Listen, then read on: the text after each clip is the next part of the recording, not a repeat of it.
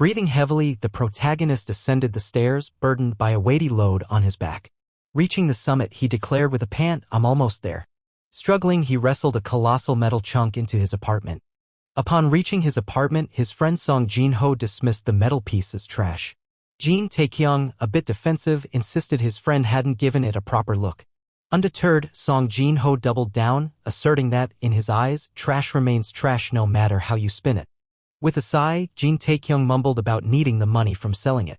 His friend promptly shut him down, emphasizing there's no need for guilt-tripping in their friendship.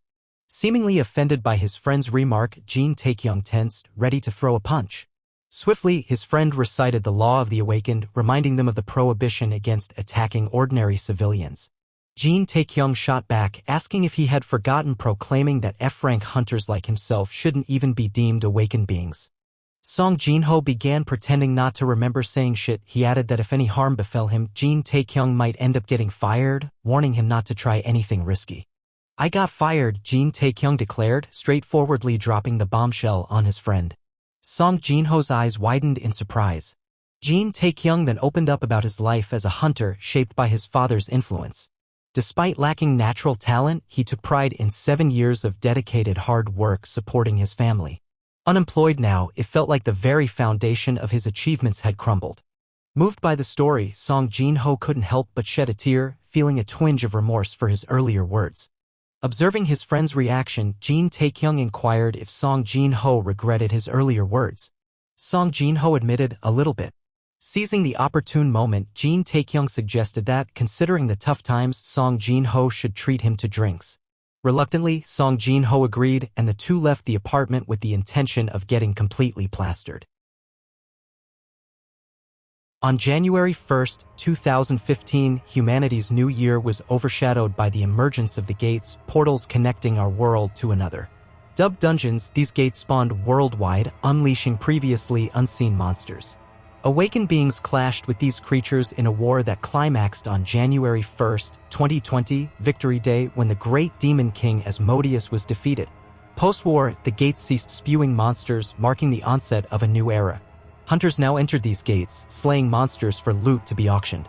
Predominantly awakened beings, these hunters were ranked by their extraordinary abilities. RMC, the lowest ranked at a rank F, found himself obsolete as the demand shifted away from low-rank hunters like him. After a wild night at the bar, Jin Tae Kyung found himself grappling with his passed-out friend clinging to his back. The struggle continued as they reached the apartment, and with a mix of annoyance and exhaustion, Jin unceremoniously heaved his inebriated companion onto the bed. Seeing his friend passed out, he attempted to rouse him by slapping his cheeks, but to no avail. With a resigned sigh, he muttered to himself, recalling how he had warned his friend to take it easy. Spotting his friend's vomit staining his shirt, he promptly discarded it, tossing it onto his friend's face. Slumping to the floor with another sigh, he grumbled about how he, not his oblivious friend, was the one facing a tough time. Turning his gaze to the side, he spotted the metal capsule he had struggled to bring in earlier. Debating between selling it for snacks or tossing it away due to his laziness, he succumbed to curiosity and pressed the red button on the machine, eager to discover its contents. Upon cracking open the capsule, he was surprised to find a user's manual tucked inside. On discovering the manual, he couldn't help but question why anyone would bother including it with something destined for the trash, especially for a seemingly worthless item like this. Leafing through the manual, he was taken aback when he realized that its production date aligned with the conclusion of the war between awakened beings and monsters. Noticing the date, Jin Tae Kyung scoffed, thinking it must be a printing error. After all, who would develop something like this during the war? Turning to another page, his eyes widened as he read the ominous warning. Logging into the game meant being trapped, and a death in the game spelled a fatal end in real life. Showing little concern for the manual's warnings, he casually tossed it into the air before reclining on the floor, seemingly unfazed by the potential consequences outlined in its pages. Curled up on the floor, seeking a moment of rest, Jin Tae Kyung found himself serenaded by the thunderous snores and occasional sleep-induced flatulence from his friend. Expressing apparent annoyance with his disruptive friend, Jin Tae Kyung couldn't help but entertain fleeting thoughts of silencing him. In the midst of these contemplations, his mind turned to the capsule, pondering whether its confines might offer a soundproof haven. Stepping into the capsule, he was pleasantly surprised to find a tranquil quietness within. Not only that, but the space also proved to be surprisingly comfortable. Sighing, he contemplated his plans for the next day, his thoughts drifting toward the uncertainties that lay ahead. As his thoughts drifted, he considered the reality of being guildless and the need to sign up for requests at the commission office. Knowing the fierce competition, he acknowledged the necessity of arriving early to secure requests. Despite the hefty commission fees imposed by the office, he saw it as a means to provide a decent life for his mother and sister, motivating him to face the challenges ahead. As he started succumbing to sleep, thoughts of his late father crept into his mind. In the quiet moments before drifting away, he wished his father were there to offer guidance on the path ahead. With his eyes slowly closing, he found solace in the realization that everything he did was aimed at ensuring his mother and sister could lead a comfortable life. As his eyes closed, he held onto the hope that a good night's rest would bring a better, refreshed feeling the next day. As he peacefully slept, notifications started to appear. The first one announced the system's commencement of player recognition, tagging him as an unidentified player. The second notification inquired if he wanted to be registered. Caught in the embrace of sleep, time slipped away and he found himself automatically registered in the system. The notifications persisted, with one indicating that the loading process was complete and he was officially registered as the player Jin Tae Kyung. Following this, another prompt appeared asking if he wanted to log in to the Murim world. As he peacefully slept, the time for him to respond lapsed, leading to an automatic initiation of the login process. In a final notification, a message appeared expressing well wishes for his success and sending him luck in his virtual endeavors. Sensing the chill of the wind, Jin Tae Kyung remarked on the cold, beginning to wonder if someone had left a window open. Slowly opening his eyes, he suspected that the culprit for the chill was likely his bastard friend, Jinho. After entertaining those thoughts, his eyes widened in surprise as he noticed an unfamiliar person sleeping across from him. He screamed, jumping up from the bed, his gaze fixed on the woman as he trembled with fear. Staring at the mumbling woman in disbelief, confusion gripped him as he struggled to make sense of the unexpected and puzzling situation. Perplexed and disoriented, he scanned his surroundings only to realize he was in a hostess bar. Confused as he recalled going home with his friend the previous night, he sought answers and decided to wake up the lady who shared the bed. After the lady woke up, he couldn't help but blush as he realized how pretty she was. With a slightly flustered demeanor, he asked her where he was. The woman responded, but her words were in a language he couldn't comprehend. They both fell into an awkward silence, with him simply staring at her. The confusion persisted as he continued asking her questions, yet she responded in the same unintelligible manner. Scratching his head, he came to the realization that communication with her seemed utterly impossible. Suddenly, out of nowhere, a notification pinged, alerting him to unread messages. Startled, he flailed his arms in fright at the unexpected interruption. Startled, he tripped and fell to the floor. As he read the messages, confusion etched across his face, realizing that the content eluded his comprehension entirely. Another message pinged, notifying him that the translation package had been installed. With a mix of curiosity and apprehension, he reached out, a bit scared, uncertain of what was about to happen. Amidst his fit of fear, a voice called out, "Master Jin." Baffled, he turned towards the woman who inquired about his well-being. To his astonishment, he was in a state of shock as he realized he could now understand her, the language barrier mysteriously lifted. He went into a state of shock as he couldn't understand what was happening.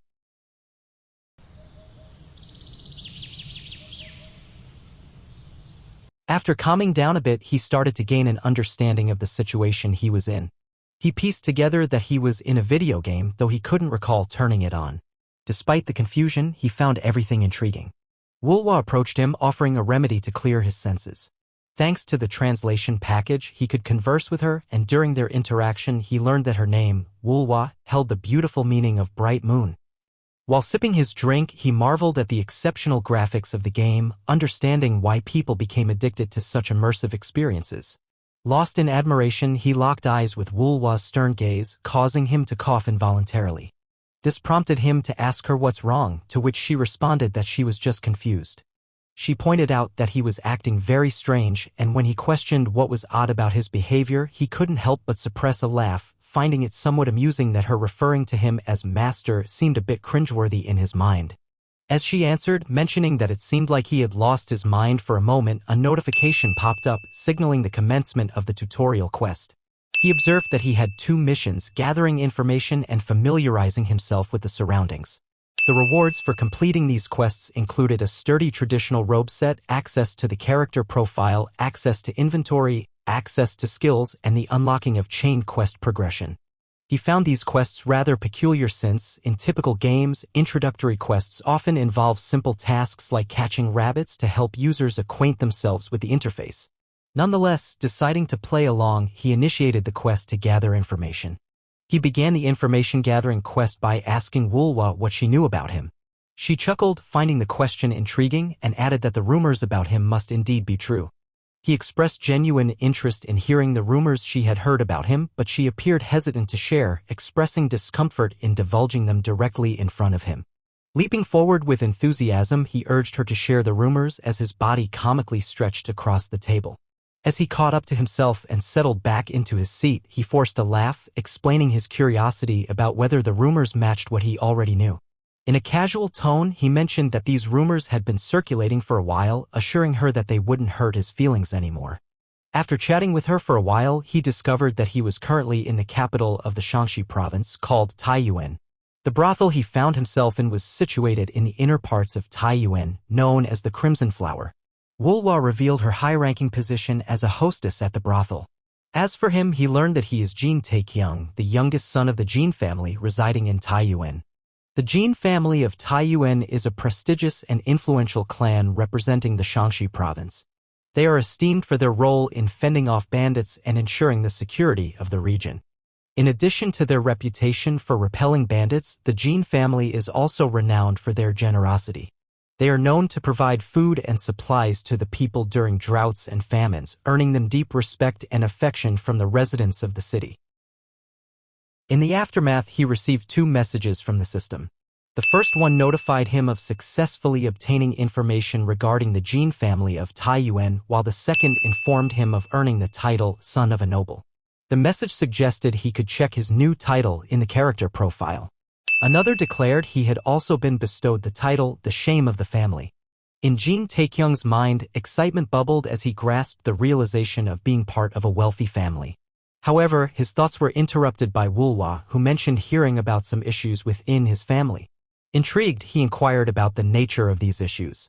She informed him that the Mount Hung sect is attempting to exploit any vulnerabilities to seize the leadership position in the Shaanxi province.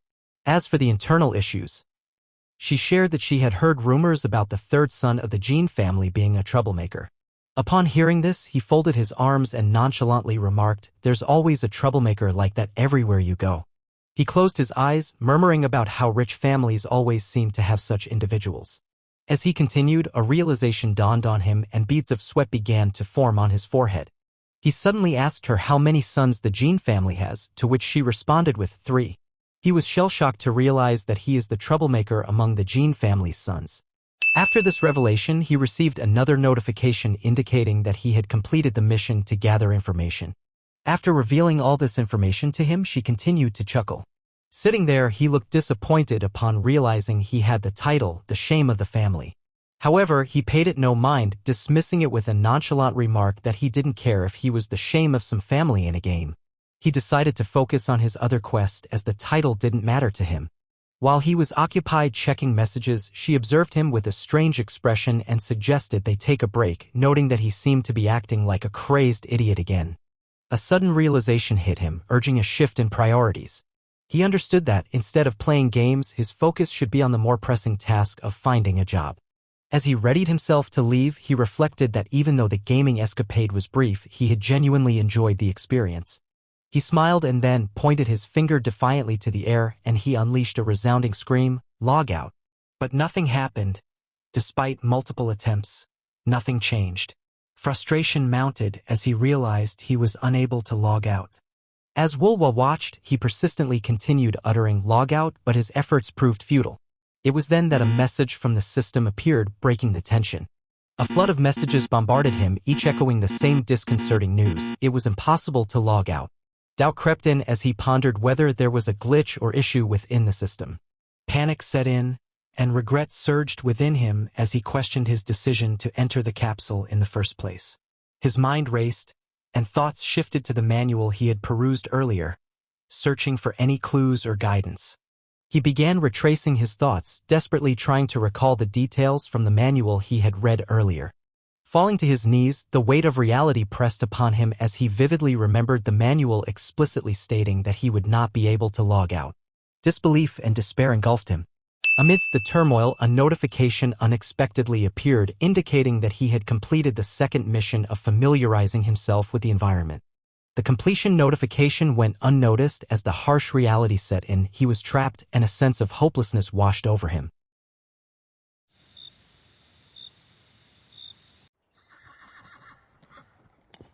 The scene shifts to a different perspective, with an old man now guiding the carriage through the night. Inside the carriage, Jin Tae Kyung remains seated inside, immersed in thoughts about his unsuccessful attempts to break free from the virtual world over the past 3 days.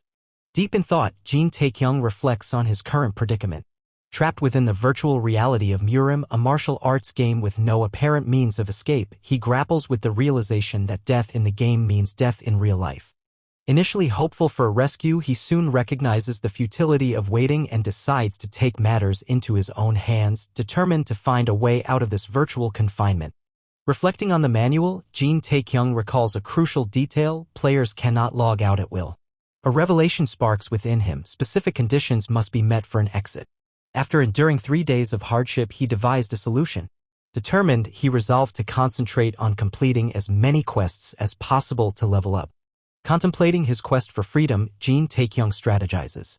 Recognizing the perilous nature of Murim, he understands the necessity of seeking sanctuary and assistance. With a specific location in mind, he decides to remain calm and focused, laying the groundwork for his journey back to reality. In a burst of determination, he shouts that he can do it, startling the carriage driver. Jin Tae Kyung opens the quest menu and is prompted to initiate Tutorial 2. Without hesitation, he responds with a resolute yes. A notification appears, emphasizing that despite gathering information, Murim remains a realm of mystery, underlining the reliance on his primary asset, the system. Jin Tae Kyung reviews the new set of objectives. Distribute status points in the character profile, allocate ability points in the skills menu, and equip an item from his inventory. The reward for completing the quest includes a keen spear and advancement in the chain quest progression. Fueled by a sense of optimism, Jin Tae Kyung acknowledges the seeming simplicity of the objectives.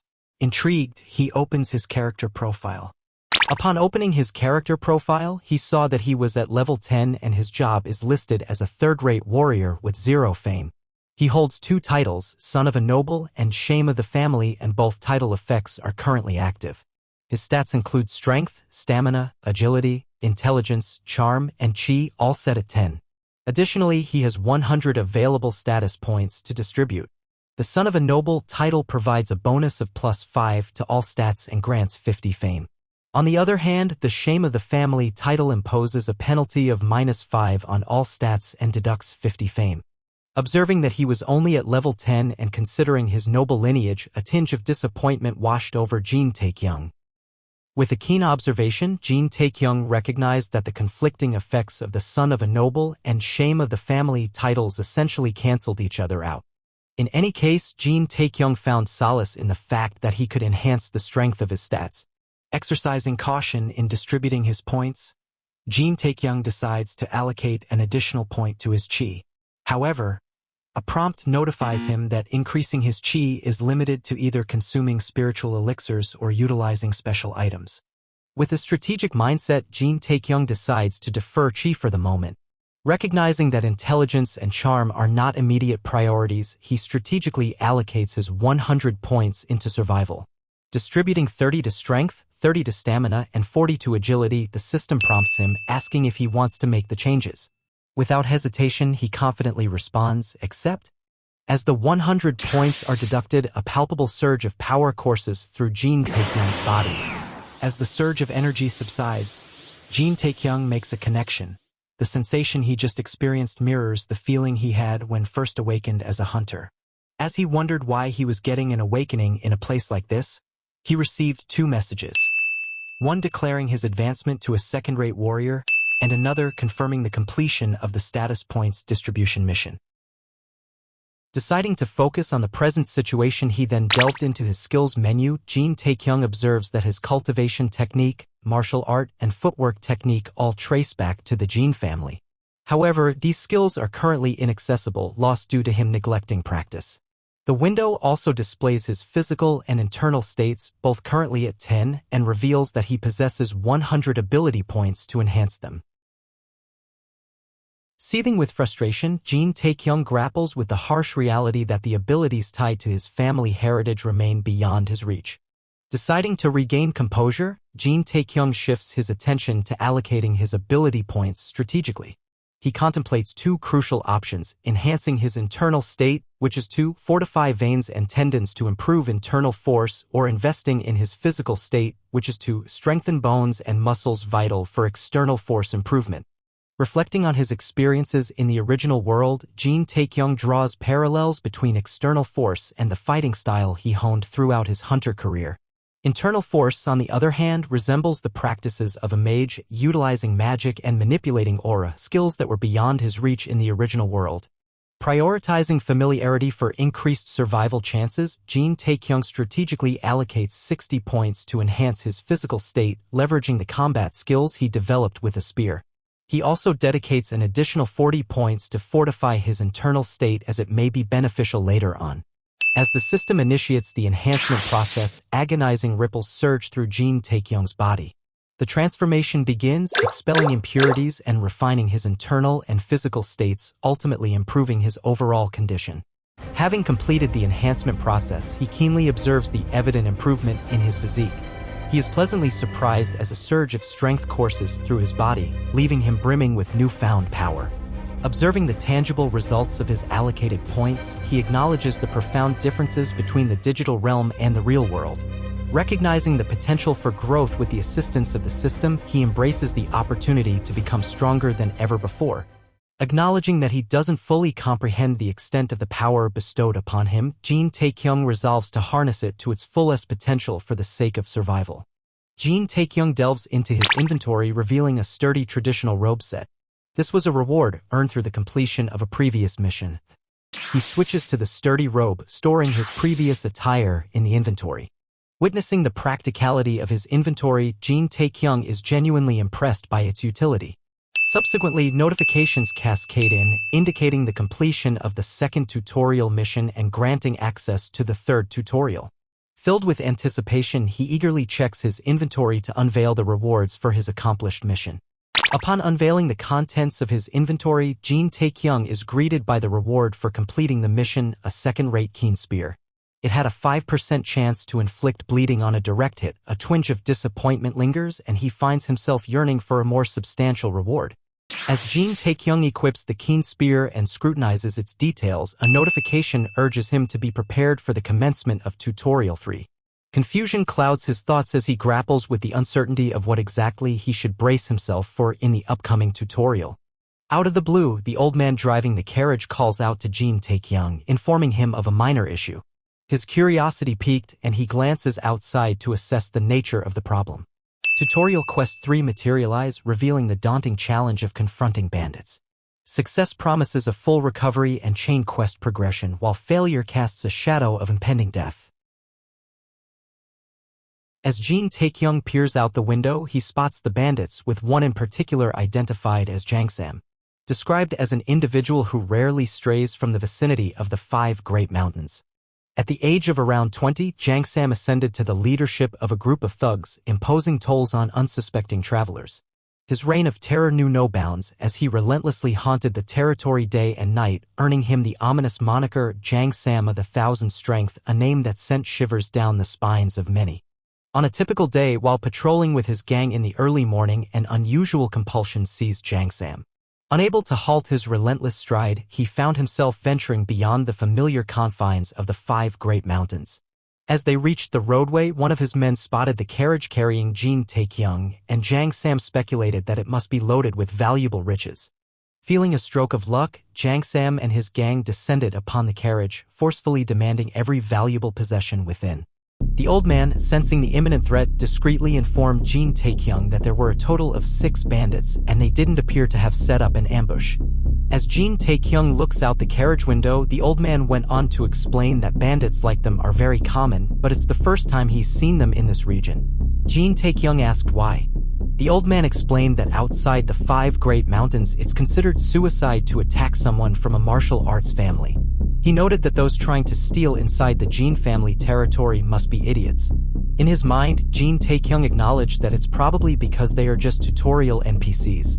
Jin Tae Kyung began to wonder if the old man had something up his sleeve, considering how calm he appeared in this dire situation.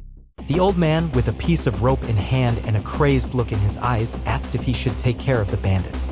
Jin Tae Kyung felt a surge of excitement, suspecting that the old man might be a martial master.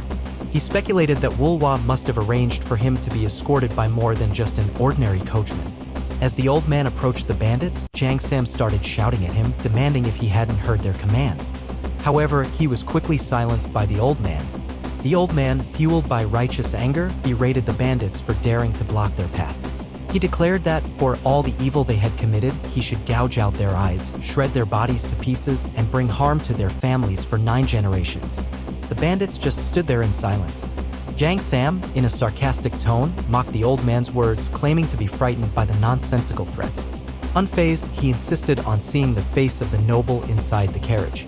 The old man warned him that he would regret making such a request, emphasizing that nobody had survived after laying eyes on his face.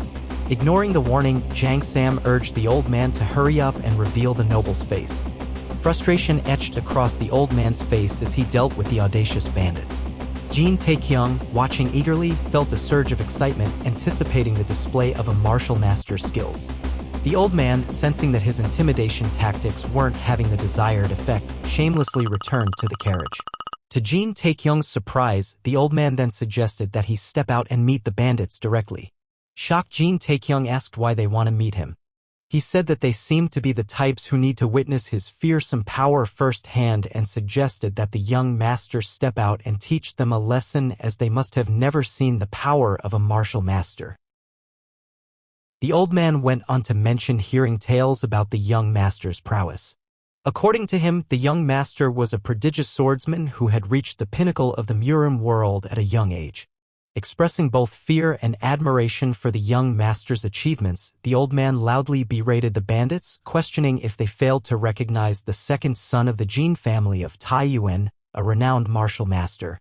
However, before he could finish, Jin Tae Kyung interrupted, correcting him that he was not the second son. Before Jin Tae Kyung could fully interrupt, the old man introduced him as the heavenly Jin blade Jin Mukyung. Jin Tae Kyung, surprised, insisted that there must be some misunderstanding. The old man appeared confused and responded with an "excuse me." Jin Tae Kyung corrected the misunderstanding, confessing to not being Jin Mukyung, instead he is Jin Tae Kyung. The old man, now visibly anxious, asked that if by Jin Tae Kyung he means the useless third son, to which Jin Tae Kyung responded stating, "Correct." Upon hearing Jin Tae Kyung's admission, the old man seemed to be overwhelmed, foaming at the mouth and collapsing. Inwardly, Jin Tae Kyung couldn't help but chide himself for entertaining the idea that the old man might be a martial master. After witnessing the old man's dramatic reaction, the bandits couldn't contain their laughter. Jang Sam, seizing the opportunity, declared that whether or not Jin Tae Kyung was the third son, he would spare his life if he obeyed him. Reflecting on the quest information, Jin Tae Kyung found it hard to believe the bandits' words, considering the mission required him to eliminate the bandits, and failure meant death. Assessing the situation, he recognized the odds were 6 against 1. Deep in thought about his past encounter with 6 goblins, Jin Tae Kyung acknowledged that these bandits might pose a greater challenge. In the midst of his contemplation, Jang Sam ordered one of the bandits to check if the old man was truly unconscious, prompting the bandit to throw an axe. As the bandit threw the axe, panic set in and Jin Tae Kyung screamed in fear. As the axe connected, he noticed that the axe fell far short of reaching him. This moment of realization prompted him to scrutinize the bandits more closely. While assessing the bandits, Jin Tae Kyung came to the realization that, apart from Jang Sam, the others appeared weaker than the goblins he had faced before. And if that's the case, he should be able to beat them. Jin Tae Kyung, raised his hands in surrender, and Jang Sam, convinced of his superiority, mocked him as a mere third-rate warrior known for chasing women. As Jin Tae Kyung advanced toward the bandits, the bandit leader, confident in his taunts, declared that surrendering must be another skill in which Jin Tae Kyung excels. As Jin Tae Kyung approached one of the bandits, compared how he was walking to a beaten dog. He took a deep breath while strolling toward the bandits, and then Jin Tae Kyung calmly counted down each step in his mind as if he were orchestrating something in the background. Meanwhile, the bandits, oblivious to his strategic calculations, continued their taunts, likening him to a beaten dog. As he took the final step, feeling a surge of heat from within and he wondered what it could be, Jin Tae Kyung's foot smashed into the ground, and in an instant he dashed towards the bandits with incredible speed. As he dashed towards the bandits, he swiftly commanded the system to equip the keen spear. As Jin Tae Kyung dashed towards them, Jang Sam swiftly raised his axe to defend himself, bracing for the impending clash. The spear was equipped, and with a single decisive blow, Jin Tae Kyung plunged it into Jang Sam's chest, putting an end to the bandit leader. Following the defeat of the bandit leader, Jin Tae Kyung received notifications indicating that he had leveled up, gaining 10 status and 10 ability points. Additionally, he unlocked the Jin family cultivation technique. As their leader fell, the bandits' confidence waned, replaced by panic and uncertainty. After the decisive victory, Jin Tae Kyung stood tall and demanded to know who was next. The remaining bandits, now frightened, begged for mercy. Soon after, messages flooded in confirming the bandits' surrender, declaring the mission complete and granting him full recovery. He earned 10 fame for suppressing the bandits and received additional rewards for completing Tutorial Quest 3. A new message appeared notifying him that Tutorial Quest 4 was now available. The old man, who had regained consciousness, took in the scene before him. His eyes widened at the sight of the defeated bandits, their faces swollen and teeth busted from the fierce confrontation. Struggling to comprehend what had transpired, he managed to speak, his voice tinged with disbelief and awe. Could it truly be? Did you defeat these bandits? He asked, his voice quivering with astonishment. Jin Tae Kyung responded, saying yes, that's correct. The old man found it hard to believe and asked if he was sure he wasn't Jin Moo-kyung. Jin Tae Kyung responded with frustration, affirming that he was indeed Jin Tae Kyung, instructing the old man to get ready to leave. Back in a vivid memory, Jin Tae Kyung and his friend delved into a conversation about the intricacies of time manipulation within virtual reality games. As they explored this concept, Jin Tae Kyung found himself intrigued, pondering the broader applications of such a feature beyond the realm of game development. His friend dismissed Jin Tae Kyung's musings as nonsense, attributing them to the misguided belief that VR games could serve as a shortcut to studying and gaining admission to Seoul University. He urged Jin Tae Kyung to pay attention as he prepared to share some insights. His friend further explained that VR games don't make time go slower, they just make you feel like it is. Playtime in these games is limited by the brain's data storage capacity. While forcefully adding more data might create a sensation of time slowing down, the brain has its limits. Once outside the game, most of the forcibly inserted information fades away, leaving only the game's provided data. His friend continued, emphasizing that there's no substantial difference between studying in a VR game and real life. However, he pointed out that this method can stress the brain, so most VR games adopt a standard ratio of 1 hour of information for every 3 hours in game. Jin Tae Kyung was curious, asking if there were VR games with higher time differences. His friend responded that if the technology used in the capsule is more advanced, it could allow for greater time differences. However, he pointed out that the cost of such advanced technology is prohibitively high, making it unaffordable for most people. Curious about the exact expenses, Jin Tae Kyung inquired further, but his friend said he didn't know and abruptly went off to sleep.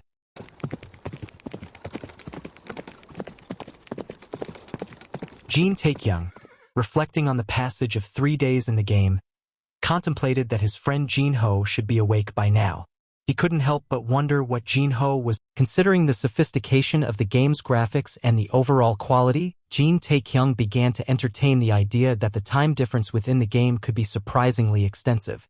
Despite the game's seemingly worn appearance, he started to speculate that the capsule's technology might be very advanced. Choosing not to dwell further on the potential time difference, Jin Tae Kyung concluded that his friend, Jin-ho, would likely wake up sooner or later. Jin Tae Kyung opened the menu to learn about the next challenge. The quest required him to master Qi circulation control, promising enticing rewards upon completion, an item box, the acquisition of Qi sense, and progression to the main quest. Failure of the quest could cause Qi deviation or death. Jin Tae Kyung then opened his character menu, and as he looked at it he still found it hard to believe. Although 10 points begged for allocation, he deferred the decision, preferring to unravel the detailed descriptions of his skills. Examining the Jin family's spear technique, he discovered it was a first-rate skill. Unfortunately, its specific stage and effects remained unknown, and he couldn't access it due to forgetting the ancient scriptures. He possessed the Jin family footwork technique, a first-rate skill reserved for those who mastered the Jin family cultivation technique. Additionally, he had the Jin family cultivation technique itself, a peak-ranked skill at the second stage of mastery. This particular technique, exclusive to the direct bloodline of the Jin family, facilitated a gradual and steady accumulation of Qi. He was impressed as the cultivation technique seemed pretty good. Upon revisiting the quest screen, Jin Tae Kyung became acutely aware that failing the final mission could result in Qi deviation, leading to potential death. Cautious about risking his life further, he contemplated the possibility of his friend Jin Ho waking up soon and rescuing him from the game. Reluctant to jeopardize his life for what he deemed as mere quest items, he made the decision to decline the mission. Upon vocalizing his decision to decline the mission, Jin Tae Kyung found himself frustrated as the system promptly informed him that declining the quest was not an option. Despite his protests and shouted commands to the system, the relentless prompts persisted, offering only the singular choice to accept the mission. The system automatically accepted the quest, and anger welled within him as he lashed out at the system. As the system proceeded to announce the commencement of the Qi circulation control mission, it also offered a helper for this task. However, Jin Tae Kyung, fueled by his frustration, vehemently declined the system's proposal to be transferred to the location of the helper. Despite Jin Tae Kyung's explicit refusal to be transported to the helper's location, the system, much to his frustration, proceeded with the transfer against his wishes. It seemed as if the system was now blatantly disregarding his decisions. As the space around him warped, Jin Tae Kyung couldn't help but express his frustration at the system, vowing to settle the score once he gets back. Opening his eyes, Jin Tae Kyung found himself in a completely white room. Amidst the blank canvas of the space, a voice beckoned to him, inviting him to move closer. As he turned, Jin Tae Kyung noticed an old man in a white robe seated on the floor. As he approached, he contemplated whether this figure was indeed the helper the system had mentioned. Reaching the old man, Jin Tae Kyung stood quietly. The old man advised him to sit in a comfortable position, but in Jin Tae Kyung's mind, the idea of controlling Qi circulation seemed more aligned with the traditional lotus position. The old man, responding to Jin Tae Kyung's unspoken thoughts, dismissed concerns about sitting positions, stating that such details were irrelevant for martial masters. This surprised Jin Tae Kyung, realizing that the old man could somehow read his mind, leading him to speculate that the old man must indeed be a martial master. The old man, intrigued by Jin Tae Kyung, suddenly dashed towards him. In a series of swift and unexpected movements, the old man landed a few hits on Jin Tae Kyung. The old man, while continuing his unusual approach, reassured Jin Tae Kyung not to be surprised. He explained that the hits were meant to open his meridians and emphasized the importance of focusing on the task at hand. Jin Tae Kyung, feeling his body immobilized, absorbed the old man's words, recognizing the significance of mastering Qi control for a martial artist. The old man continued his guidance, explaining that mastering Qi control would not only assist in proper Qi accumulation but also refine and polish his mind, spirit, and Qi, leading to a higher realm state. He proceeded to instruct Jin Tae Kyung, urging him to clear his mind like water and draw out the Qi from within. The old man then announced that he would recite the verses of the Jin family cultivation technique. The old man commenced reciting the verses, and as he did, a white light manifested on Jin Tae Kyung's forehead. Following this, the old man instructed him to focus and follow it. Confused, Jin Tae Kyung received a message from the system informing him that the Qi circulation of the Jin family cultivation technique would now commence. Jin Tae Kyung's meridians were filled with radiant light, and the system prompted him to follow the illumination within his meridians. After he followed the lights, the system conveyed that the Qi circulation control quest was successfully completed, and as a reward, Jin Tae Kyung gained the Qi sense skill. A small amount of turbid Qi was released from his body. The system also notified him that all tutorial-related quests had been fulfilled. Another message illuminated the interface, announcing that the main quest had now been unlocked. He concluded the chi circulation control technique, and as he descended back to the seat, he exhaled and he sensed a profound change in his body, almost as if it had been fully rested. He reflected on the intriguing nature of chi, recalling the moment during the chi circulation control technique when he noticed a dark, impure, and putrid-looking orb, and he wondered what it was. It was next to another lighter-looking orb, connected to his meridians. As he followed the lights in his meridians, he felt a sense of reassurance that he had made the right decision not to connect with the ominous orb. As he reminisced about the chi circulation control, he recalled glimpsing the small orb representing 10 years of his pure chi essence. However, there was something else that caught his attention during the process. He pondered whether it was another source of chi, realizing that absorbing it could make him even stronger. Considering the potential risks of chi deviation or even death, he wisely opted not to pursue more than the quest required. He concluded that risking his life for it was not worthwhile, so he simply resolved to complete the quest. After completing the chi cultivation control, the coachman informed him that they had reached the Jin family's estate in Taiyuan. Peering outside, he was captivated by the breathtaking beauty of the estate. He then asked the coachman to slow down a bit as there was something he wanted to do. He instructed the system to open the skill menu and activate the Chi Sense skill. The menu displayed the skill details, indicating that the skill had no rank and he was at the first stage of mastery. It also showed that the skill was restricted to only him. The skill's effect allowed him to identify things within a 30-level range of his own level.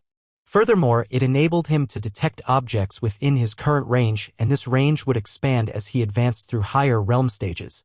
After scrutinizing the skill details, he couldn't resist drawing a comparison to the power level scanner from Dragon Ball Z. Intrigued, he decided to put the Chi Sense skill to the test. Upon activating the skill, a prompt appeared indicating that he was at the first stage of mastery. The skill allowed him to identify things that were level 30 and below, with a detection range limited to 30 meters. Expanding the range of the skill beyond the carriage, he observed that the coachman named Wang Hawi was at level 4. Seeing the results, excitement surged through him as he realized how useful such a skill could be for someone like him. Grateful for finally acquiring something practical, he eagerly decided to open the quest menu. Upon opening the quest menu, a message from the system awaited him. It urged him to prepare to depart the treacherous world of Murim, emphasizing the need to become stronger and more reputable than ever before, all in preparation for that day. The mission was classified as a main quest, exclusively restricted to him, and it consisted of 3 objectives: reaching the first-rank realm stage, attaining level 30, and acquiring 500 fame. The enticing reward for completing this quest was the ability to log out.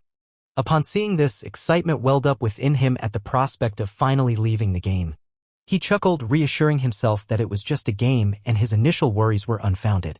Confident in his combat experience and the capabilities of the system, he believed it was only a matter of time before he successfully logged out, rendering external assistance unnecessary. As they approached the entrance, someone ordered the carriage to halt. The one who brought the carriage to a stop introduced himself as Hyukmu Jin, the captain of the gatekeepers of the Jin family estate. He asked for their identification, and the coachman replied, stating that they came from the Crimson Flower. Upon hearing the mention of the Crimson Flower, Hyukmu Jin wondered if it was the notorious brothel. He sternly inquired about the purpose of people from the Crimson Flower being at the Jin family estate. Jin Tae Kyung, inside the carriage, began coughing and clearing his throat to attract the man's attention, believing that the man should recognize him. The man shifted his focus towards the source of the sounds to identify who it was. Hyukmu Jin approached and opened the carriage window. Upon seeing him, Jin Tae Kyung arrogantly remarked, "Keep up the good work, boys." Visibly annoyed, Hyukmu Jin sternly ordered him to get out of the carriage. Surprised, Jin Tae Kyung asked if the man was talking to him. Hyukmu Jin replied, asking if Jin Tae Kyung thought he said that to the air.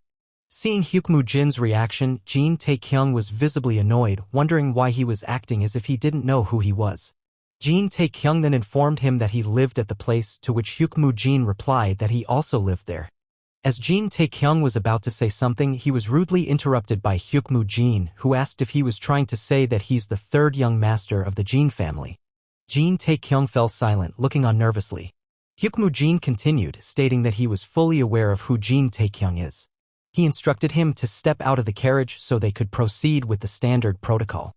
Stepping out of the carriage and looked around, he couldn't shake the feeling that something was off about the situation. They initiated the protocol by asking for his name. As Jin Tae Kyung responded, he couldn't shake the displeasure of feeling treated like a criminal. When questioned about his affiliation, he replied, Jin family of Taiyuan. The inquiry extended to his age and martial arts stage. He responded with 20 and he was a second-rate warrior. Upon hearing his last answer, Hyukmu Jin told him to set aside his pride and answer honestly. In his mind, Jin Tae Kyung sarcastically contemplated whether he should truly be honest and admit that he became a second-rate warrior after distributing points to boost his stats. Deciding to overlook the previous exchange, Hyukmu Jin continued with the questioning. When asked about where he was returning from, Jin Tae Kyung replied, the Crimson Flower. Hyukmu Jin burst into laughter, suggesting that staying at an expensive brothel like that for days must have cost a fortune. Hyukmu Jin persisted and inquired whether Jin Tae Kyung had once again resorted to stealing from the family funds to finance one of his charades. Jin Tae Kyung, taken aback, expressed his surprise. Continuing to talk down to Jin Tae Kyung, Hyukmu Jin asked what he was upset about, asserting that he was always involved in such behavior.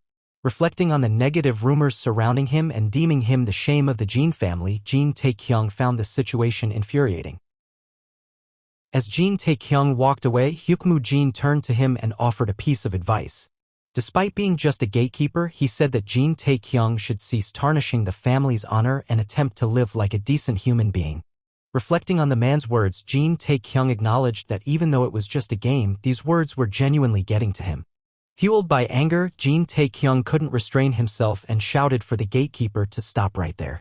The gatekeeper halted, turned his head, and looked back at him. He charged at the gatekeeper, preparing a punch filled with fury and proclaiming that the gatekeeper was as good as dead. We then switched to a room with a chubby man kneeling before someone seated at a desk, the surface covered in a mountain of scrolls. The chubby man rambled on about having a precious subordinate who works for him. He said that he has tremendous respect for the main family and was acknowledging the subordinate's high competence.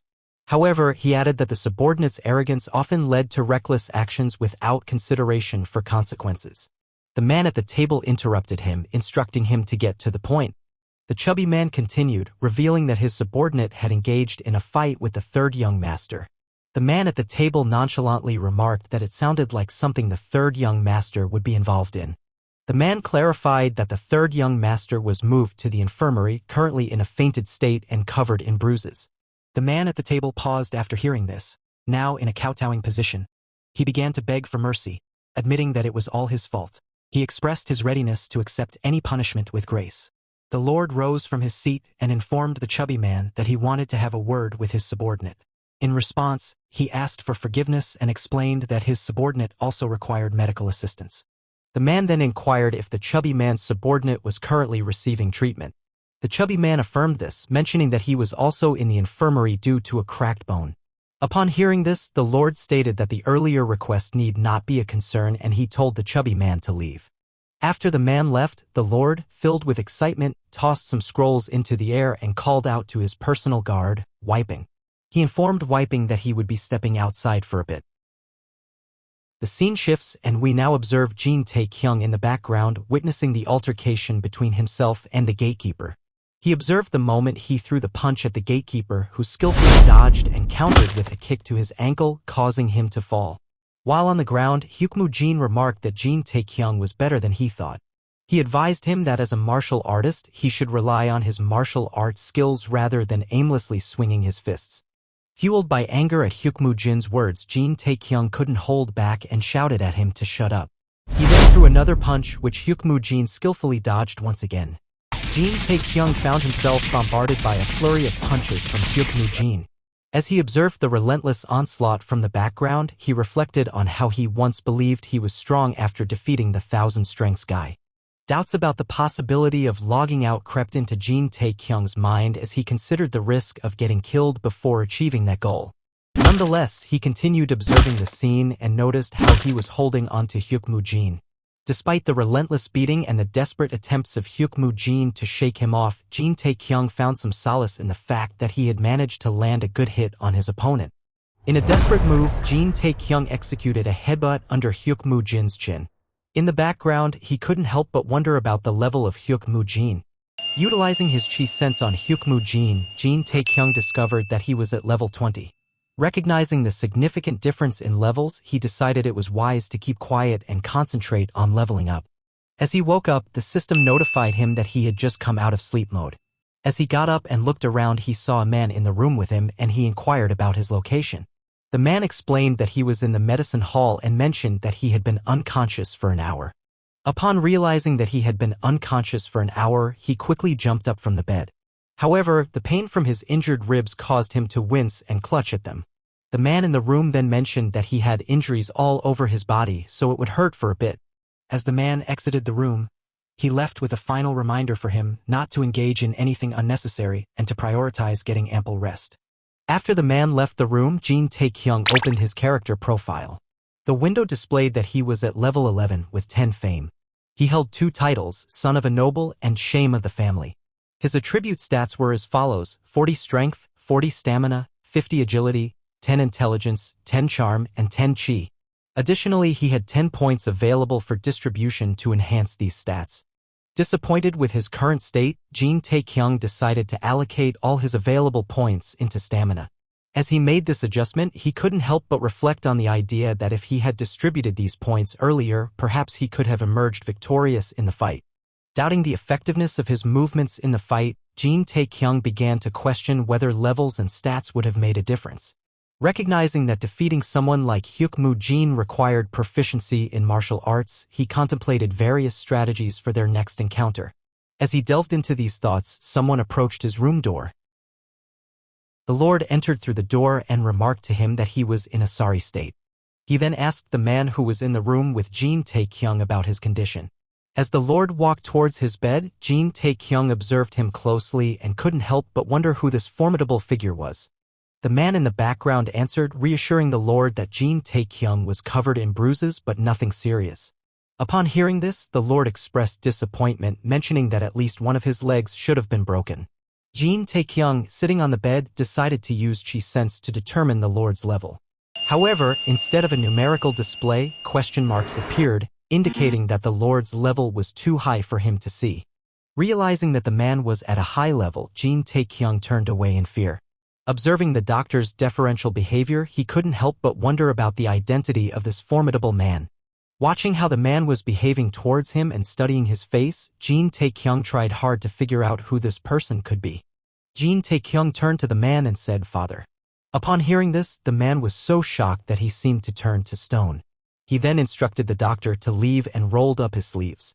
Jin Tae Kyung, realizing the gravity of the situation, started to apologize and pleaded with the man to calm down. He also insisted that the doctor should not leave him alone. As he screamed for the doctor to save him, the doctor walked out without paying him any attention. Jin Tae Kyung wondered what kind of doctor would abandon a patient like that. The formidable man prepared to grab him, chastising him for his stupidity and questioning how long he planned to live in his current reckless manner. The man shouted at him, calling him a little brat and criticizing him for constantly chasing women. Jin Tae Kyung closed his eyes, expecting his impending doom. The Lord continued, scolding Jin Tae Kyung for his behavior. He mentioned how Jin Tae Kyung constantly gambles away any money he gets, leading to the family's disdain for him. The Lord warned that if Jin Tae Kyung continued with his reckless behavior, he should be prepared for severe punishment. As Jin Tae Kyung opened his eyes, he noticed that the Lord couldn't bear to look at him while delivering the disappointing comments. It seemed as if the Lord found it difficult to shout at him. After finishing his warning, the Lord switched to a caring demeanor, tenderly checking all of Jin Tae Kyung's wounds. Jin Tae Kyung wondered about the Lord's actions, expecting to be reprimanded. However, the Lord expressed relief that his injuries were minor and questioned why Jin Tae Kyung picked a fight with that man, especially since he had never trained in martial arts before. The Lord sat on the bed, gently rubbing Jin Tae Kyung's head. Puzzled, Jin Tae Kyung asked who he was. The Lord, seemingly surprised, commented that his younger brother must have injured his head and called for the doctor. With tears in his eyes, his big brother asked if he really couldn't remember anything, and Jin Tae Kyung responded with a simple nope. Jin Tae Kyung laid on the bed while his brother looked at him with concern. In his mind, Jin Tae Kyung decided to pretend that he had amnesia, thinking it would be the best choice for now. His brother then asked if he remembers what he had just told him, and Jin Tae Kyung asked, "What does he mean?" The Lord then began asking Jin Tae Kyung some questions. First, he asked for his name, and Jin Tae Kyung answered, Jin Kyung, the lesser family head of the Jin family of Taiyuan. The Lord then inquired about his age, and Jin Tae Kyung responded that he was 35 and single. Jin Kyung asked about their parents, and Jin Tae Kyung explained that their father was currently traveling around the mainland and their mother passed away 10 years ago. Pleased with the answers, Jin Kyung then asked about the second brother. Jin Tae Kyung replied, he is the heavenly Jin Blade, Jin Kyung, 25 years old, and a disciple at the Heaven's Gate Temple. Jin Kyung responded with a simple nice and pondered the name Heavenly Jin Blade. He then expressed confusion, stating that he didn't remember telling Jin Tae Kyung that nickname. Jin Tae Kyung was left shocked by this revelation. Jin Tae Kyung then screamed that his head was hurting, causing his older brother to become worried. The doctor returned and explained that the contusion Jin Tae Kyung had was a simple one, so the swelling and bruising should disappear in 4 days. Some time passed, and we see Jin Tae Kyung leaving the infirmary. As he exited, an escort approached him, informing him that he would take him to his residence. As he walked around with the escort provided by his elder brother Jin Kyung, the escort showed him the surroundings, pointing out various buildings and introducing him to different residents. When they arrived at his residence, Jin Tae Kyung seemed amazed by the building. Upon arrival, the escort explained that the second floor is his bedroom and mentioned that there are servants in various places.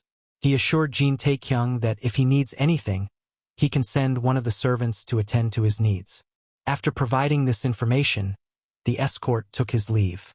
As he walked around and observed the residence, Jin Tae Kyung commented on the stark contrast between the Tae Kyung in the outside world living in a rundown studio apartment and the Tae Kyung in this world residing in what looked like a palace.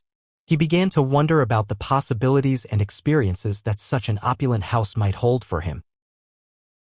He opened a door and was impressed to find a myriad of luxurious robes inside. As he walked through, he couldn't help but think that the Jin Tae Kyung of this world was a fashion-addicted individual, dedicating an entire floor to clothing. As he reached the final room, he hoped it wasn't another clothing room. Upon opening the door to the final room, Jin Tae Kyung felt excited as he had finally found an interesting room. He entered and started perusing through some of the books on the dusty bookshelf. He came across one titled 3-Foot Techniques of War. The system gave a pop-up displaying information on the technique, indicating that it was a martial scroll ranked at the 3rd rate with no restrictions. The description mentioned it as the most basic foot technique used for realistic warfare. He then received another message from the system asking if he would like to learn the selected martial art. Excitement welled up within him as the idea of the system assisting him in mastering martial arts would make this a lot easier. He was about to accept, but he paused. He observed a display indicating that he had 3 out of 10 available spots for his martial arts filled. He began to count the martial arts he could recall. He remembered having the Jin family cultivation technique, the Jin family footwork technique, and the Jin family spear technique. It dawned on him that there was a limit to how many martial arts he could learn. He thought that if that was the case, learning a 3rd-rate technique would be a waste, so he threw the book away. With a room full of martial techniques, he decided to go through and fill himself with the best techniques available. As he perused, he came across a book titled The Greatest Material of the Night King. The system displayed information about the book, indicating that it was an erotic novel with no rank or restrictions. In the description, it suggested that looking at the illustrations is recommended.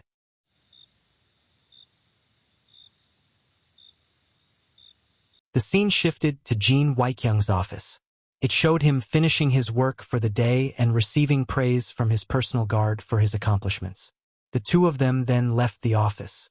While outside, his personal guard gave him a jacket as the night was chilly.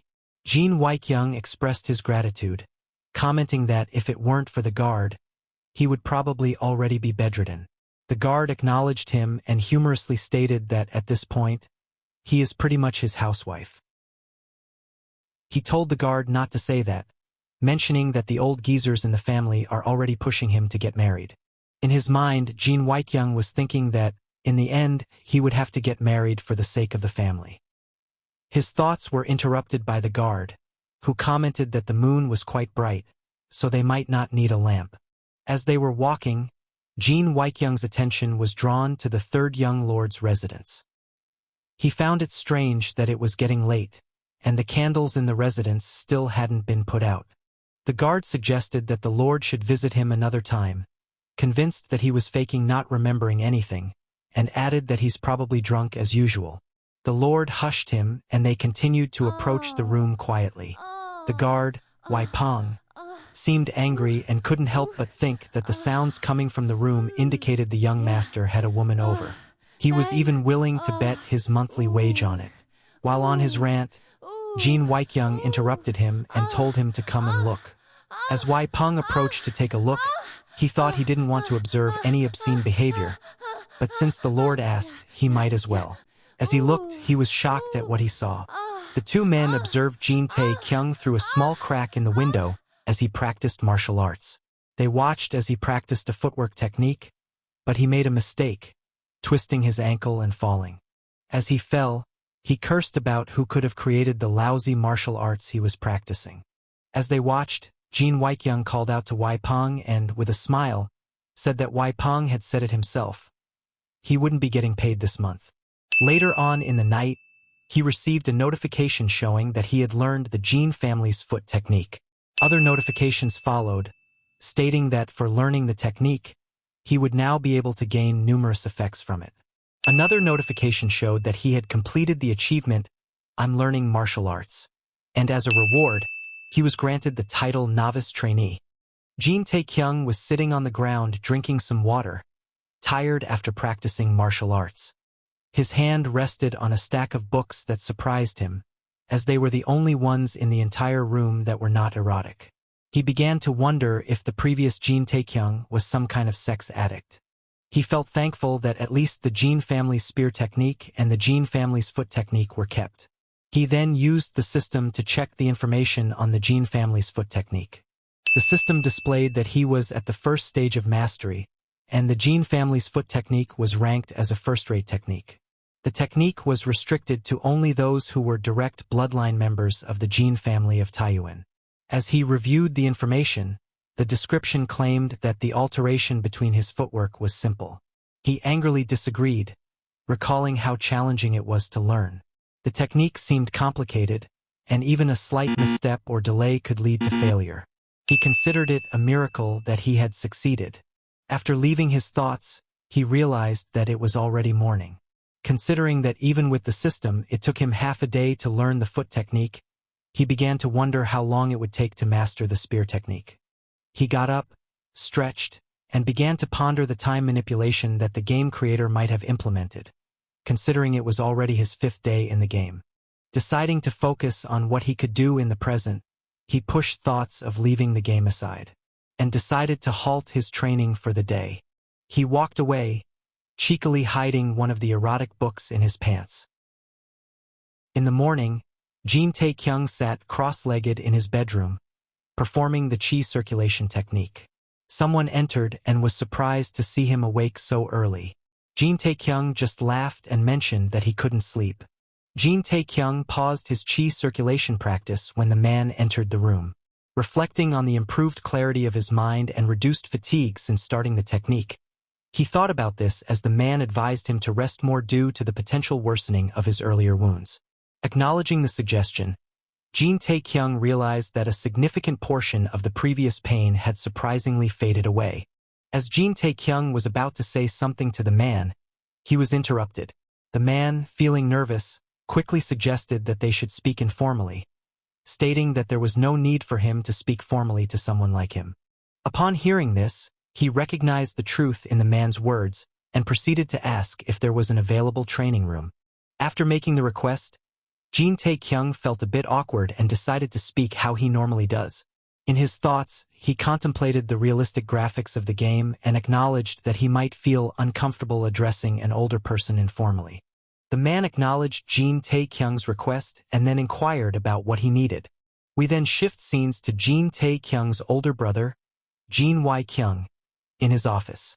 He is seen dismissing someone and commending them for their excellent work. Immediately after the person left, Jin Tae Kyung found himself confronted by a concerned Wai Pong.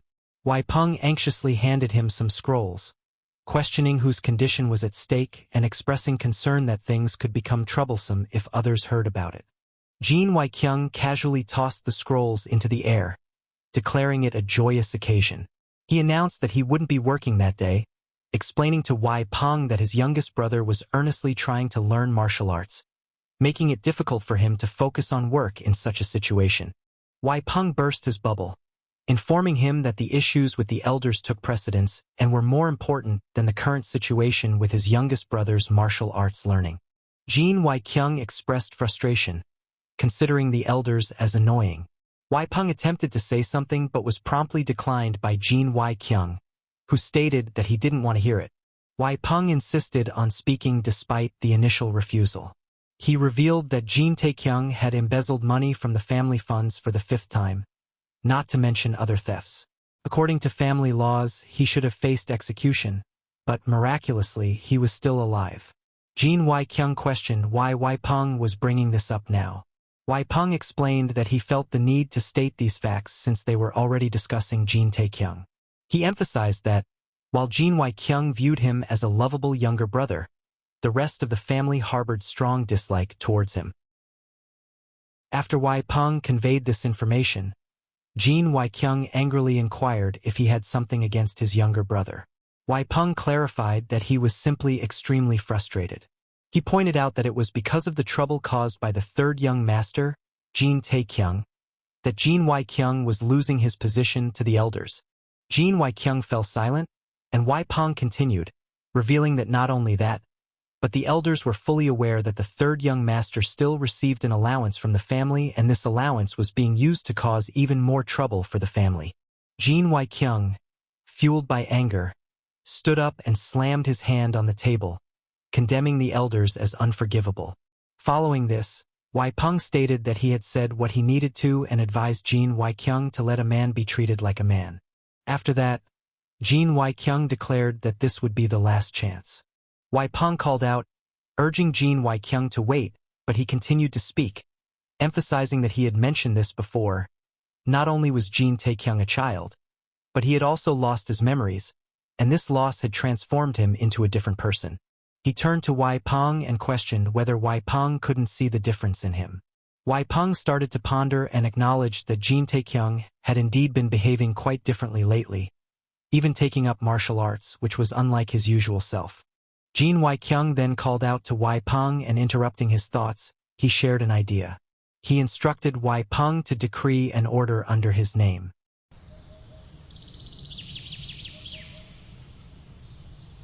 We then switch scenes to Wai Peng. Reading from a scroll, he declared that for breaking the 14 sacred laws of the family, the 3rd young master, Jin Tae Kyung, shall be locked away in the cave of training for an indefinite period of time. Wai Peng then instructed the men accompanying him to tie up the criminal, Jin Tae Kyung. Upon hearing everything, Jin Tae Kyung was laughing.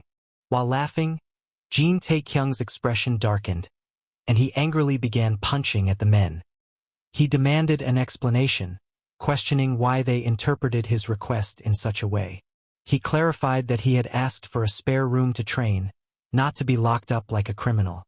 He also questioned the part about an indefinite period, expressing disbelief and asking if they were insane. Wai Peng urged him to calm down and listen to what he had to say, but Jin Tae Kyung refused. He threw a tantrum on the floor like a baby, expressing that he didn't care anymore. He insisted that he wouldn't go to the cave of training and would instead train in his own yard. Wai Peng, becoming angry, insisted that enough was enough and ordered Jin Tae Kyung to get up. While Jin Tae Kyung was on the floor, he heard a voice in his head. The voice reassured him that it was his spiritual sense and advised him not to be alarmed. It urged him to listen to what it had to say. After hearing the voice, Jin Tae Kyung wondered about the spiritual sense technique, as it was something typically mastered by martial experts. The person continued speaking, revealing himself as Wai Peng. Wai Peng informed Jin Tae Kyung that due to his memory loss, he might not be aware that he was under heavy scrutiny. He explained that it was quite possible for him to receive far greater punishment than what was currently happening. That's why the lesser family head, his older brother, decided to take matters into his own hands. Wai Peng clarified that even though he stated it would be for an indefinite period, the lesser family head didn't intend to lock him up forever. Jin Tae Kyung realized that Wai Peng was right, as he knew his brother would never do something like that. He informed Jin Tae Kyung that at most, he would be in there for 7 days. Jin Tae Kyung signaled that he wanted only 3 days with his fingers. Wai Peng glared at him fiercely and instructed him to stop complaining. Jin Tae Kyung, observing Wai Peng's eyes, noted in his mind that they resembled the eyes of someone who believed they could easily beat him. Curious about the man's combat abilities, he decided to use his chi sense to gauge Wai Peng's strength. As Jin Tae Kyung activated his chi sense, Wai Peng continued speaking to him about the situation, asking for his thoughts on the matter. Upon realizing that Wai Peng's level was too high for him to discern with his chi sense, Jin Tae Kyung quickly agreed to the terms, appearing scared and sweating beads.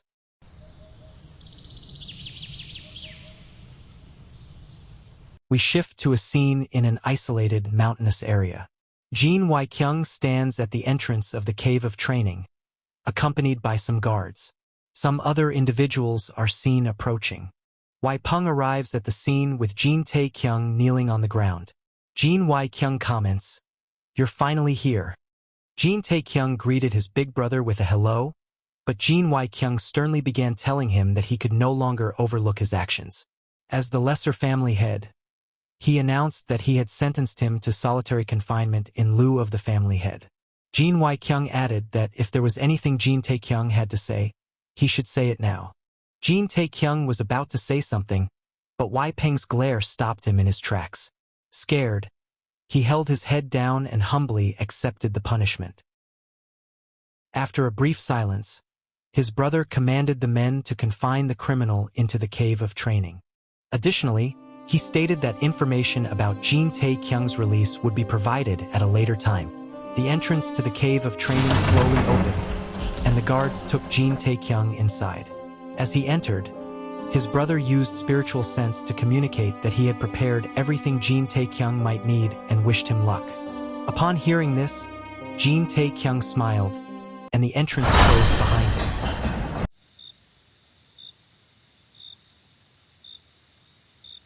We shift to another scene where Jin Tae Kyung and Wai Peng are in a room. Jin Tae Kyung asks Wai Peng if his brother will be all right, and Wai Peng responds, assuring him that he's confident Jin Tae Kyung will be fine, so there's no need to worry. Jin Tae Kyung continued, mentioning that his brother's body hadn't fully recovered yet. He asked once more if Jin Tae Kyung would be okay. Wai Peng responded, saying that Jin Tae Kyung was acting as if he would drop dead any day now. Wai Peng added that the type of wounds Jin Tae Kyung had were something one could lick and make a full recovery from. Jin Tae Kyung disagreed, insisting that Wai Peng didn't know just how weak and fragile his younger brother was when he was a kid. Wai Peng exclaimed that Jin Tae Kyung shouldn't be weak, considering the amount of medicinal pills and herbs he has consumed, enough to fill up an entire room.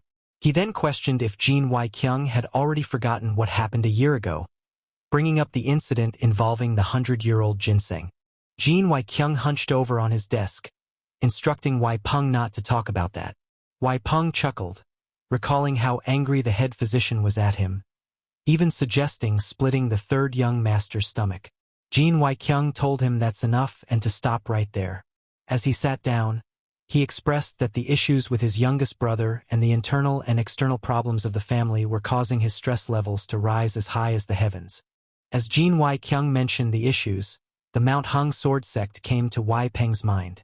Jin Tae Kyung then brought up another concern, stating that the secret meetings between those people were making him worried. Jin Tae Kyung then inquired about Wai Peng's thoughts on their intentions. Wai Peng informed him that he had dispatched some of his men to find out. Jin Tae Kyung responded by advising that in the Shaanxi province, they should alert others to prepare for any potential consequences involving the Mount Hung sword sect.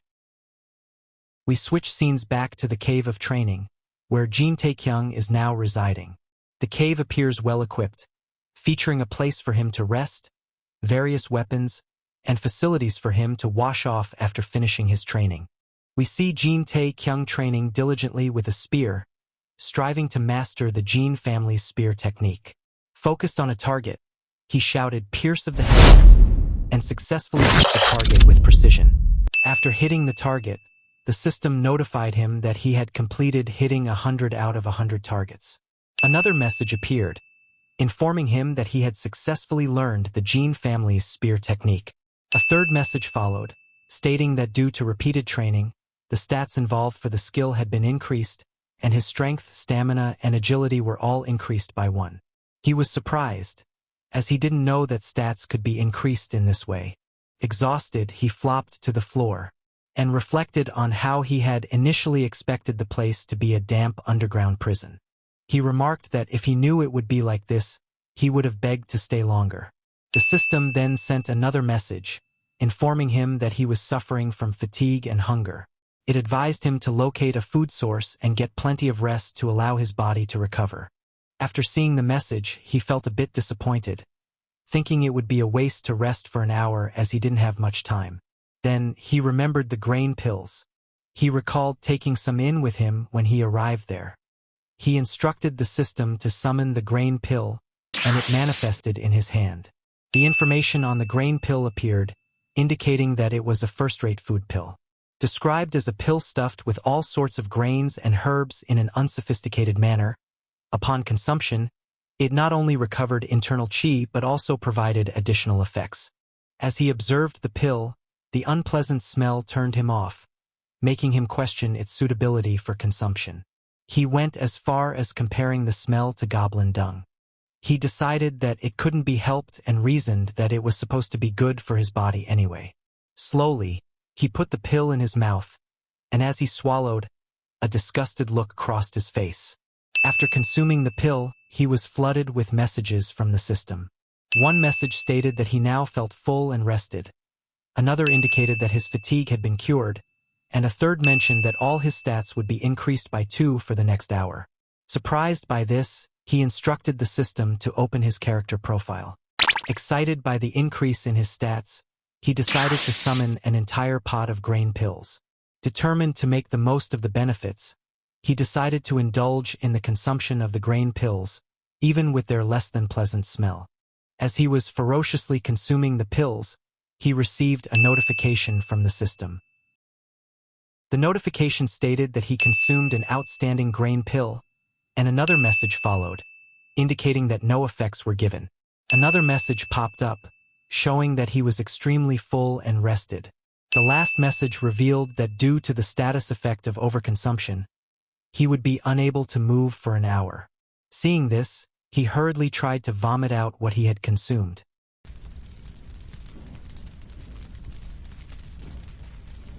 We shift to a later scene where Jin Tae Kyung continues his training. A notification appears, indicating that his mastery of the Jin family spear technique has risen by 3. It also shows that he has gained 23 out of 100 points. He continued hitting targets, and when he reached 25, the system indicated that his mastery of the Jin family spear technique increased by 2. Upon hitting some more, the system showed that his mastery increased by 1. As he hit 3 more targets, the system notified him that he failed to earn a mastery point. Frustration and anger built up, and he began to wonder what was happening. He began complaining about how it was getting harder as he improved, expressing his frustration.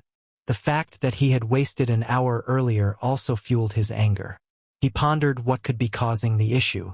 He decided to approach it more slowly this time and began executing some moves. The first move was the thrust of the lone dragon, followed by the twirl of the black iron as the second move. The third move was the return of the spear, and the fourth move was the strike of the divine ruler. He concluded with the move Pierce of the Heavens. The system then gave him a notification. As he saw it, he was almost excited but then became a bit confused. It confused him because while practicing the Jin family's spear technique, the mastery of the Jin family's footwork technique was raised instead. He stood there, contemplating what was going on. It then dawned on him that if, while using the Jin family spear technique, he could combine it with the Jin family's foot technique, maybe it'll make him more powerful. As he prepared, even his chi source was illuminated. He then unleashed his attack on a wall. As he completed the wall, there was a huge impact and dust and debris flew everywhere. After the attack, Jin Tae Kyung looked drained, realizing the powerful result that combining the techniques could produce. As he fainted from exhaustion, a huge hole is seen in the wall where he struck. While his consciousness faded, the system sent some messages. The first one stated that he had depleted all of his chi. Another mentioned that he was overwhelmed with fatigue and tiredness. Another message indicated that he had unlocked an achievement called One Body, One Mind, and a reward would be given. Additionally, the system informed him that he had figured out how to properly utilize his martial arts, significantly increasing his realm stages. Another message showed that the realm stage of the Jin family spear technique increased to 3rd mastery. The Jin family foot technique also increased to 3rd mastery. The Jin family cultivation technique's mastery increased as well. Another notification showed that he leveled up.